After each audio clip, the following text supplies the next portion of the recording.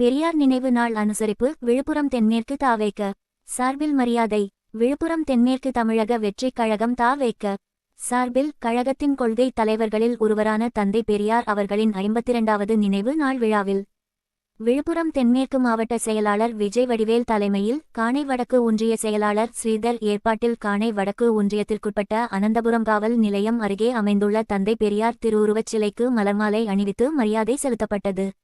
இந்நிகழ்ச்சியில் மாவட்ட இணை செயலாளர் ரமேஷ், மாவட்ட பொருளாளர் விஜய்தீப், இளைஞரணி மாவட்ட அமைப்பாளர் பிரித்திவிராஜ், மாணவரணி மாவட்ட அமைப்பாளர் MS மணி, விக்கிரவாண்டி மேற்கு ஒன்றிய செயலாளர் பாரதி, விக்கிரவாண்டி தெற்கு ஒன்றிய செயலாளர் ஜில்லாராம் மற்றும் மாவட்ட ஒன்றிய நகர கிளை நிர்வாகிகள் பலர் கலந்து கொண்டனர்.